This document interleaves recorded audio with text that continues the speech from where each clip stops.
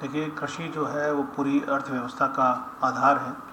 और हमारे यहाँ कृषि जो है, जो खरीफ की फसल होती है, वो पूरी तरह से वर्षा पर आधारित रहती है। इस वर्ष वैज्ञानिकों द्वारा और मौसम वैज्ञानिकों द्वारा ये बताया गया है कि एक एल नीनो इफेक्ट की वजह से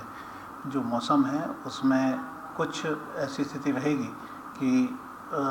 हम कह नहीं सकते हैं कि बारिश लगातार होगी, विलंबित बारिश हो सकती है, या फिर अगस्त और सितंबर के महीने में भी कई ड्राई स्पेल्स जो हैं वो आ सकते हैं। इसका मतलब है कि कई अंतराल में बारिश होगी। तो ऐसी स्थिति में हमारे यहाँ जो परंपरागत रूप से कृषि कर रहे हैं हमारे कृषक, उन लोगों के लिए क्या बेस्ट प्रैक्टिस होनी चाहिए आने वाले समय में इन चुनौतियों का सामना, अगर लगातार मान लीजिए 15 दिन पानी नहीं आता है तो क्या उनकी इसमें स्ट्रेटजी होनी चाहिए, इसको समझने के लिए आज यहाँ पर कुछ चुनिंदा कृषकों के साथ हमारे जो केवी के कृषि वैज्ञानिक हैं, एग्रीकल्चर कॉलेज के जो हमारे प्राचार्य थे उनके साथ, और कृषि विभाग के हमारे जो दक्ष अनुभवी अधिकारीगण हैं, उन सभी को साथ लेते हुए एक परिचर्चा का आयोजन किया गया था। और इसमें हमने समझने की कोशिश की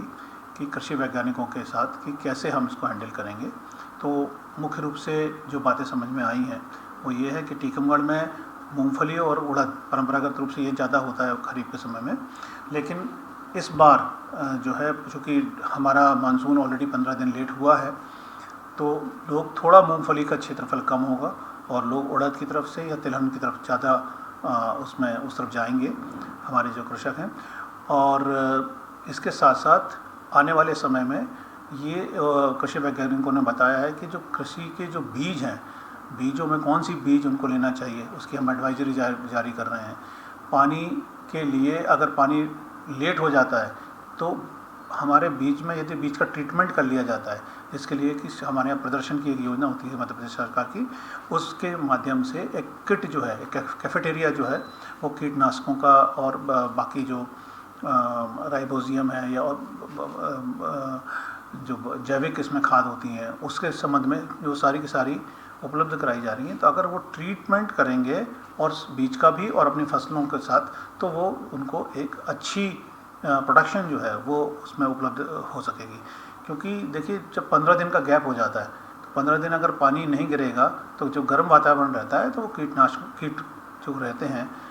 उनके लिए या फंगस लगने के लिए वो उनके लिए बड़ा ब्रीडिंग करने का एक समय होता है। तो काफ़ी बड़ी संख्या में ऐसे एलिमेंट्स हो सकते हैं जो हमारी फसलों को नुकसान पहुंचाएं। वैज्ञानिकों ने ये भी बताया कि अगर पानी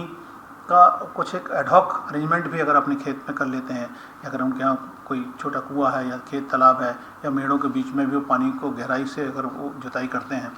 तो किस प्रकार से वो पानी की नमी को बरकरार रख सकते हैं। किसानों को, स्पेशली जिन्होंने मूंगफली की फसल लगाई हुई है, उनको ये ध्यान रखना चाहिए कि खेत में अगर वो मेड़ बना दें तो भी वो पानी को काफ़ी समय तक रोक सकेंगे। तो जो ये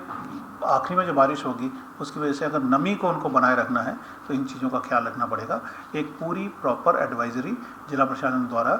सभी कृषि वैज्ञानिकों के साथ हम जारी कर रहे हैं। मैं अपने ज़िले के सभी किसानों से ये अनुरोध करना चाहूँगा कि वैसे तो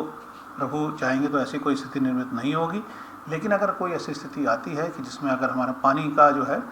वो अनियमित रूप से अगर बारिश होती है या नहीं होती है, तो ऐसी स्थिति में भी हम लोग घबराएं नहीं और उन्नत खेती के जो हमारे सुझाव हमारे कृषि वैज्ञानिकों ने दिए हैं उनको हम अपनाकर उसको हम सामना करेंगे। धन्यवाद।